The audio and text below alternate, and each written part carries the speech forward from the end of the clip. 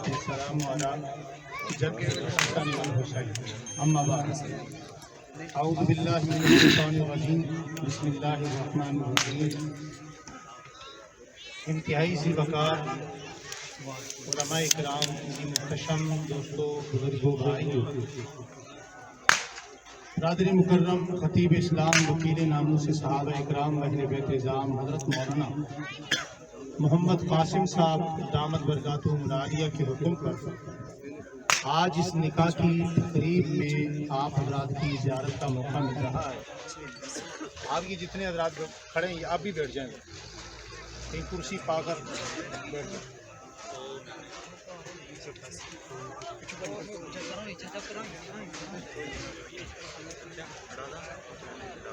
کھانے کی نکاح کی تقریب میں یقینی طور پر بند ہو جائے۔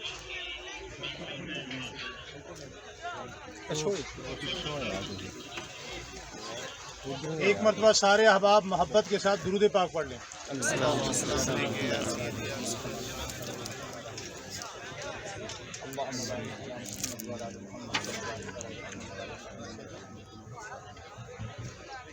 نکاح یا شادی کی تقریب میں ویسے ہی کھانے کا انتظار بڑا مشکل ہوتا ہے، اوپر سے لا کر کسی مولوی صاحب کو کھڑا کر دیا جائے تو یقیناً یہ اور زیادہ مشکل کام ہے۔ تو میں صرف انتہائی اختصار کے ساتھ ایک دو باتیں آپ حضرات کے گوش و گزار کر کے آپ سے اجازت چاہوں گا، کیونکہ شادی کے موقع پر دینی بات سننے کا رجحان ہمارے ہاں ویسے ہی نہیں ہے۔ ہم عادی مسلمان ہیں، رواجی مسلمان ہیں، ہم نظریات کے مسلمان نہیں ہیں۔ نکاح کے متعلق صرف اتنی بات عرض کرنی ہے، ابھی آپ میں کچھ لوگ ایسے بیٹھے ہوں گے جن کا نکاح ابھی تک نہیں ہوا، کچھ لوگ ایسے بیٹھے ہوں گے جنہوں نے اپنے بچوں کے نکاح، بیٹیوں کے نکاح، بیٹوں کے نکاح ابھی کرنے ہیں۔ شریعت اسلامیہ میں ہمیں اس وقت بڑا دکھ ہوتا ہے کہ صرف ہم 5 نمازوں کو عبادت سمجھتے ہیں۔ میری بات سمجھ آ رہی ہے؟ آپ سر جو ہلا رہے ہیں تو تھوڑا سی زبان ہلا دیں، بات سمجھ آ رہی ہے؟ جی، ہم 5 نمازوں کو تو عبادت سمجھتے ہیں، ہم رمضان کے روزوں کو عبادت سمجھتے ہیں، ہم تراویح اور زندگی میں ایک آدھ مرتبہ حج کرنے کو تو عبادت سمجھتے ہیں، ہم سال بعد بڑا جانور خرید کر قربان کرنے کو تو عبادت سمجھتے ہیں، لیکن اخلاق میں معاملات کو، معاشرت کو قطعی طور پر ہم عبادت نہیں سمجھتے۔ بیٹا اس کو تھوڑی دیر بند کر دو بھائی، ڈرون والے اس کو تھوڑی دیر بند کرو ذرا، بعد میں نکاح کے ٹائم چلا دیں، بات ہو لینے دو پھر چلا دیں۔ نبی کریم صلی اللہ علیہ وآلہ وسلم نے جو نکاح کا طریقہ اپنی امت کو دیا ہے وہ صرف 2 باتوں پہ مبنی ہے۔ نکاح کو عام کرو، نکاح کو آسان کرو۔ نمبر 1، نکاح کو بولیے نکاح کو عام کرو، اور دوسرا نکاح کو آسان کرو۔ ابھی نکاح کو عام کرو کے عنوان کو میں چھوڑتا ہوں، پھر انشاءاللہ کبھی عرض کریں گے۔ نکاح کو نبی کریم صلی اللہ علیہ وسلم نے کتنا آسان کیا ہے، اس کا آج کی امت کم از کم تصور بھی نہیں کر سکتی۔ ابھی جو باتیں میں آپ کے سامنے کہنے لگا ہوں، یقینی طور پر آپ کو یقین نہیں آئے گا کہ کیا شریعت اسلامیہ میں نکاح اتنا آسان ہے جتنا آسان کر کے بتایا جا رہا ہے۔ قاری شفیق صاحب ادھر آ جائیں، ڈوگر صاحب ادھر تشریف لائیں، ادھر آ جائیں، ادھر جگہ بنا۔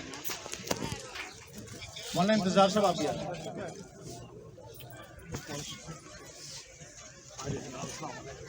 توجہ ہے جی؟ جی شریعت اسلامیہ نے توجہ، شریعت اسلامیہ نے نکاح کو آسان کیا ہے۔ کیا کیا ہے؟ آسان کیا۔ جن کا نکاح نہیں وہ زور سے بولے، کیا کیا ہے؟ آسان کیا ہے۔ کتنا آسان کیا ہے؟ ایک صحابی دوسرے صحابی کو مدینہ منورہ میں روانہ کرتے ہیں کہ بھائی فلاں گھر میں آپ چلے جائیں، ان کی بیٹی جوان ہے، آپ کہاں جا کر میرے رشتے کا پوچھ کر آئے۔ جس نے بھیجا وہ اندر گیا، ایک صحابی باہر کھڑے ہیں، دوسرے اندر چلے گئے۔ جب اندر ایک صحابی چلا گیا، گھر والوں نے پوچھا بھائی آپ کیسے تشریف لائے؟ تو بتایا کہ جی مجھے فلاں بندے نے بھیجا ہے، فلاں بن فلاں نے۔ انہوں نے کہا کہ آپ کے گھر میں بیٹی کا رشتہ ہے، میں اس کے لیے اس کی طرف سے سفیر بن کر، اس کا نمائندہ بن کر بیٹی کا رشتہ مانگنے آیا ہوں۔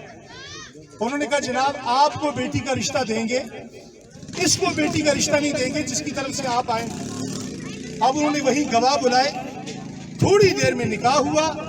نکاح ہونے کے بعد ایک صحابی اندر سے باہر آ رہے ہیں۔ ایمانداری سے بتائیے گا، آج اتنے بڑے مجمع میں یہاں علماء کرام بھی ہیں، طلباء بھی ہیں، پروفیسر بھی ہیں، ڈاکٹر بھی ہیں، اگر اس صحابی کی جگہ جو باہر کھڑا ہے اور اپنا نمائندہ اس نے اندر بھیجا ہوا ہے کہ اندر سے ابھی میرے لیے رشتے کا جواب آئے گا، اگر اس کی جگہ ہم ہوتے تو کیا کرتے؟ اندر والے جو اندر گیا وہ سفیر بن کے گیا اور اس کے ساتھ وہ اپنا نکاح کروا کے واپس باہر آ رہا ہے۔ اب باہر آتے وقت اس نے اپنا چہرہ نیچے کیا ہوا ہے، اور جو باہر کھڑا ہے اس کی جگہ ہم ہوتے، بے شک ہم مفتی ہیں، مولوی ہیں، شیخ الحدیث ہیں، دیندار ہیں، امام مسجد ہیں، پروفیسر ہیں، وکیل ہیں، لیکچرار ہیں، مگر ہم ہوتے تو کیا کہتے؟ بھائی تجھے بھیجا کس نے تھا؟ کس کام کے لیے بھیجا تھا؟ مگر میں صحابہ اکرام کی اس تربیت پر ایک بار نہیں 1000 بار قربان جاؤں جو نبی کریم صلی اللہ علیہ وسلم نے فرمائی۔ وہ اندر والا صحابی شرما کے باہر آ رہا ہے اور باہر والا کیا کہتا ہے؟ کہتے ہیں بھائی شرمانے کی ضرورت آپ کو نہیں ہے، شرمانے کی ضرورت تو مجھے ہے کہ وہ مقدر میں آپ کے تھی اور پوچھ میں رہا تھا، وہ مقدر میں آپ کے تھی اور پوچھ میں رہا تھا۔ نبی کریم صلی اللہ علیہ وسلم نے نکاح کو اتنا آسان فرمایا ہے کہ بخاری شریف میں ایک روایت ہے، حضرت عبد الرحمن ابن عوف رضی اللہ تعالیٰ عنہ۔ ہم آج کل صحابہ اکرام کے جب واقعات کو بیان کرتے ہیں نا تو ہماری اپنی قسم و پرسی ہوتی ہے، تو اپنی قسم و پرسی کی وجہ سے ہم صحابہ اکرام کو بھی غریب بنا کر پیش کرتے ہیں۔ سارے صحابہ غریب نہیں تھے۔ حضرت عبد الرحمن ابن عوف رضی اللہ تعالیٰ عنہ اتنے امیر صحابی تھے کہ جب آپ دنیا سے چلے گئے تو آپ کے سونے کو آپ کے بیٹوں میں تقسیم کرنے کے لیے کئی مہینے لگ گئے اس سونے کو کاٹنے میں۔ اور مجھے یاد ہے کہ 2003 کے اندر ہم نے حضرت عبد الرحمن ابن عوف رضی اللہ تعالیٰ عنہ کی وہ دولت کاؤنٹنگ کی تھی، جو دولت آپ نے جنگی میدانوں میں حضور صلی اللہ علیہ وسلم کو پیش کی۔ وہ اتنی بڑی دولت تھی کہ پاکستان کے تمام قرضے اس سے ختم ہوتے ہیں۔ اتنے امیر صحابی کا آج کسی کے پاس اتنی دولت ہو، وہ اپنا نکاح کیسے کرے گا؟ شادی کیسے کرے گا؟ اس کے نکاح میں لوگ کیسے آئیں گے؟ مگر یہ تربیت مصطفیٰ تھی صلی اللہ علیہ وسلم۔ کیسی تربیت تھی؟ مدینہ منورہ کا چھوٹا سا شہر ہے، اس چھوٹے سے شہر میں حضرت عبد الرحمن ابن عوف جیسی ہستی کا نکاح ہوتا ہے، اور نکاح میں حضور صلی اللہ علیہ وسلم کو علم ہی نہیں ہے۔ آپ نماز عصر کے لیے آئے، آپ کے کرتے پر زرد رنگ لگا ہوا ہے، اور یہ زرد رنگ اس بات کی علامت تھی کہ اس بندے کو مبارکباد دو، اس بندے کا نکاح ہو چکا ہے، شادی ہو چکی ہے۔ حضور نے دیکھا، فرمایا عبد الرحمن آپ کا نکاح ہو چکا ہے؟ فرمایا جی یا رسول اللہ، عثمان غنی جا رہے تھے، میں نے ان سے کہا، انہوں نے نکاح پڑھا دیا۔ حضور صلی اللہ علیہ وسلم ناراض نہیں ہوئے۔ آج ہمیں کوئی شادی کارڈ نہ دے تو ہم ناراض ہو جاتے ہیں، ہمیں شادی بھی نہ بلائے ہم ناراض ہو جاتے ہیں، ہمیں کوئی شادی کی کھانے میں 1-2 بوٹیاں کم ہو جائیں ہم ناراض ہو جاتے ہیں، ہم پریشان ہو جاتے ہیں۔ یہی تو وجہ ہے، وہ مدینہ منورہ میں ایک عیسائی بادشاہ کا بیٹا آتا ہے اور وہ جاتے ہوئے حضور سے کہتا ہے یا رسول اللہ یہ آپ کو اپنے غلام صحابہ بڑے اچھے لگتے ہیں، اس کی کیا وجہ ہے؟ حضور نے 3 باتیں فرمائیں۔ فرمایا جن اداؤں کی وجہ سے یہ میرے صحابہ مجھے اچھے لگتے ہیں، ان میں سے پہلی ادا یہ ہے کہ یہ گہرا علم رکھتے ہیں، دوسری چیز یہ آپس میں بے تکلف ہیں، یہ نہیں کہ بوٹی نہ ملی تو ناراض ہو گئے، کرسی نہ ملی تو ناراض ہو گئے، صوفے پہ جگہ نہ ملی تو ناراض ہو گئے، اور تیسری بات ان کی تنہائی کی جو پاکیزگی ہے، تنہائیاں پاکیزہ ہیں، اس لیے میرے صحابہ مجھے اچھے لگتے ہیں۔ حضور نبی کریم کو پتہ ہی نہیں کہ عبد الرحمن ابن عوف کا نکاح ہو چکا ہے. فرمایا عبد الرحمن اچھا ایسا کرنا ولیمہ کر لینا, چاہے کھجور سے ہو, لسی سے ہو یا لبن سے ہو, دودھ سے ہو, ولیمے کا حکم ہے. تو میرے دوستو نکاح کو اللہ کے نبی نے آسان کیا ہے. آج ہم بیٹی کا رشتہ دیتے ہیں, اتنا تنگ کرتے ہیں بیٹے والوں کو کہ وہ ساری زندگی اس کی کسر وہ بیٹی سے نکلتی ہے.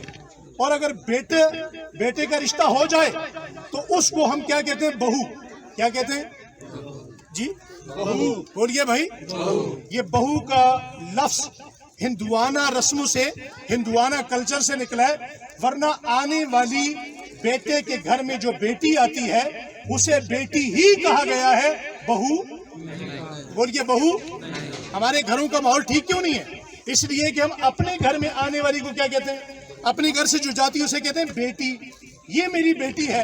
جو بیٹے کے گھر میں آتی ہے اسے نہ سسر بیٹی سمجھتا ہے, نہ ساس بیٹی سمجھتی ہے, نہ شوہر اسے وہ سلوک کرتا ہے جس سلوک کا اسے حکم ہے. تو کم از کم 5 نمازوں کو عبادت نہ سمجھے, صرف رمضان کے روزوں کو عبادت نہ سمجھے, سال میں ایک آدھ بڑا جانور قربان کرنے کو عبادت نہ سمجھے. یہ بھی عبادت ہے کہ کوئی بیٹی آتی ہے اسے آپ عزت دیں, اور اس کی سب سے بڑی عزت یہ ہے. استاد محترم حضرت مولانا ڈاکٹر حبیب اللہ مختار شہید رحمۃ اللہ علیہ فرمایا کرتے تھے, بھائی اگر بیٹی کو عزت دینی ہے نا, شوہر سے کہتے تھے کہ سب سے پہلی عزت اسے یہ دو کہ کبھی اسے ماں بہن کی گالی نہ دو. ماں بہن کی گالی. ہمارے اس معاشرے میں ابھی اس مجمع میں کتنے لوگ بیٹھے ہوئے, اچھے کپڑے, اچھی خوشبو, برانڈڈ جوتے پہن کر بیٹھے ہوئے, مگر کوئی بندہ یہ ثابت کر سکتا ہے کہ اس نے اپنی بیوی کو ماں کی گالی نہیں دی ہوگی, بہن کی گالی نہیں دی ہوگی؟ تو کون کون نیت کرتا ہے کہ بہن بیٹی کو کبھی بھی ماں بہن کی گالی؟ زور سے بولیں, زور سے, زور سے. آپ جتنا مرضی زور لگا لیں, میری تقریر ختم ہونی ہے, نکاح ہونا ہے, تو پھر آپ کے لیے کھانا کھلنا ہے. زور سے بولیں. آج کے بعد گالی. وہ سیدنا صدیق اکبر تھے نا, تو حضور سے کسی نے پوچھا یا رسول اللہ وصیت فرما دیں, تو فرمایا میں وضو کر رہا ہوں, صدیق سے پوچھ لو. میں وضو کر رہا ہوں, صدیق اکبر سے پوچھ لو. سیدنا صدیق اکبر سے پوچھا, کہا جی حضور نے بھیجا ہے. کس لیے بھیجا ہے؟ کہا کوئی وصیت کر دے. فرمایا ایمان کے بعد سب سے بڑا خزانہ 2 چیزیں ہیں. کتنی چیزیں؟ زور سے. کتنی چیزیں؟ فرمایا ایک میٹھا دل, دوسرا میٹھی زبان. میٹھا دل, میٹھا دل, زور سے, میٹھا دل, اور زور سے بولیں, میٹھا دل, میٹھی زبان. ہو تو بولیں نا, میٹھا دل ہو تو بولیں, میٹھی زبان ہو تو بولیں. کڑواہٹ اتنی اندر بھری ہوئی ہے آج ہر بندے میں, حسد, عجب, کبر, تکبر, رانائی, رعونت, فرعونیت, یہ ساری چیزیں اندر ہیں, تو زبان پہ مٹھاس آتی نہیں ہے. میں تو اکثر کہا کرتا ہوں, میں نے وہ پی ٹی وی پہ ایک جملہ کہا تھا, وہ بڑا چلا. میں نے کہا لوگوں نے چینی اتنی کھائی کہ رگوں میں آ گئی, شوگر ہو گئی, مگر زبان پہ نہیں آئی. تو کون کون نیت کرتا ہے کہ نکاح کو آسان کریں گے؟ زور سے. جن کے نکاح نہیں ہوا وہ بھی نیت کر لیں کہ کبھی بھی جہیز نہیں مانگیں گے. یہ جس کو جہیز کہتے ہیں نا, جہیز, یہ جہیز کا دوسرا نام لعنت ہے. اور یہ جتنے لوگ جہیز دیتے ہیں, یہ جو مانگتے ہیں, یہ بھی لعنتی ہیں, بے شک وہ کوئی بھی ہو. اور جو دیتے ہیں وہ اس لیے دیتے ہیں کہ بیٹی کو وراثت میں حصہ نہ دینا پڑے. آپ جہیز کی الماریاں 3 ڈبے نہ دیں, اس کا جو وراثت میں حصہ بنتا ہے, مکان میں بنتا ہے, جائیداد میں بنتا ہے, کھیتی باڑی میں بنتا ہے, نقدی میں بنتا ہے, بینک بیلنس میں بنتا ہے, اس بیٹی کو وہ حصہ دیں. یہ بڑے بڑے جو حاجی وہاں حج کرنے ہر سال چلے جاتے ہیں نا, سب سے زیادہ بیٹیوں کا حصہ انہوں نے کھایا ہوا ہے. جی, پہلے بیٹی کا حصہ دیں, بعد میں اسے جہیز دیں. مجھ سے ٹی وی پہ ایک سوال ہوا, ٹی وی پہ ایک بندہ مجھ سے کہنے لگا, کہتے جی وہ تو بہن اپنی مرضی سے معاف کر دیتی ہے. میں نے کہا مرضی سے معاف کرتی ہے, تم ایک مرتبہ دو تو صحیح نا. بہن کے معاف کرنے سے تو یہ معاف ہوتا ہی نہیں. یا علماء اکرام بیٹھے ہیں, یہ تو حق کے شرع ہے, جو کسی کے معاف کرنے سے معاف ہے. تو سارے نیت کرتے ہیں نکاح کو آسان کریں گے, کریں گے انشاءاللہ. اگر ہم اس کو آسان کریں گے تو آج بھی اس مہنگائی کے زمانے میں, مہنگائی کے دور میں, 10 سے 15-20 ہزار روپے میں نکاح ہو سکتا ہے، شادی ہو سکتی ہے۔ چونکہ وقت کافی ہو چکا ہے، زندگی باقی، ملاقات باقی، اس عنوان کو پھر انشاءاللہ کبھی عرض کریں گے۔